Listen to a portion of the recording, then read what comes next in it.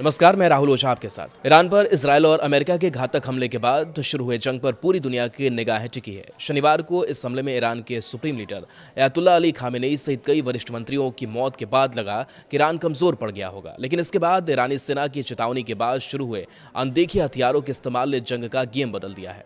Gulf के देशों में मौजूद अमेरिकी सैन्य ठिकानों के साथ साथ इसराइल पर ईरान की मिसाइल्स ने जबरदस्त तबाही मचाई है। सोमवार को अमेरिका कई लड़ाकू विमानों को क्रैश किए जाने की खबर सामने आई है। इससे पहले शनिवार रविवार को इसराइल के कई शहरों से तबाही के मंजर सामने आए हैं। ईरान के हमलों से हुई क्षति के बारे में आधिकारिक रूप से अभी कुछ खास सामने नहीं आया है, लेकिन ईरानी दावों के अनुसार अमेरिका इसराइल को भारी नुकसान पहुंचा है।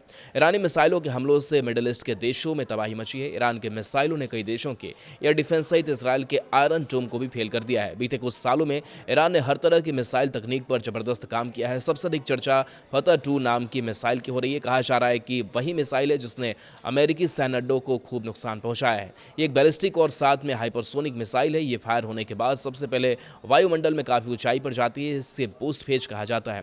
वहां पहुंचने पर इनका बूस्टर बंद हो जाता है। इसके बाद ये अपने टारगेट की तरफ आना शुरू करती हैं, जिसे मिड कोर्स फेज कहा जाता है। फिर ये वापस से वायुमंडल में प्रवेश कर अपने टारगेट पर अटैक करती है।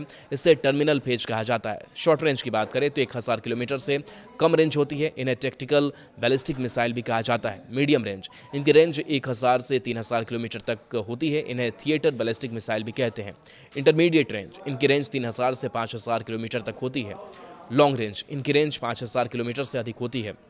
इन्हें इंटरकंटिनेंटल बैलिस्टिक मिसाइल ICBM भी कहा जाता है। फतह शब्द को देखें, फारसी में इसका मतलब विजेता, फतह करने वाला होता है।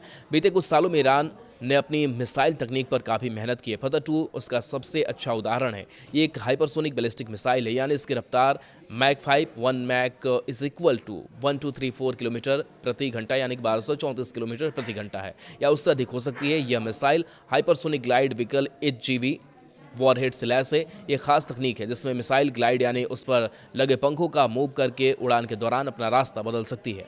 हाइपरसोनिक स्पीड पर ऐसा कर पाना इस मिसाइल को अचूक बनाता है, क्योंकि ऐसा करने से एयर डिफेंस सिस्टम इस मिसाइल को रोकने में उतने प्रभावी नहीं रह जाते। यह ईंधन के तौर पर एक लिक्विड हाइड्रोजन का इस्तेमाल करती है। इसमें 2 तरह के ईंधन का इस्तेमाल होता है। सॉलिड फ्यूल इसे लॉन्च के बाद पृथ्वी के वायुमंडल से बाहर ले जाता है। उसके बाद जब ये टारगेट की ओर बढ़ती है तब इसका लिक्विड फ्यूल सिस्टम एक्टिव हो जाता है। इस कारण ये हाइपरसोनिक रफ्तार तक पहुंच जाती है। दावा है कि मैक 15 की रफ्तार तक जा सकती है। ईरान के इस मिसाइल ने हालिया जंग में अमेरिका और इसराइल को भारी नुकसान पहुंचाया है। हाइपरसोनिक होने के कारण इसे अमेरिकन और इसराइली एयर डिफेंस सिस्टम हर बार रोक नहीं पा रहे हैं।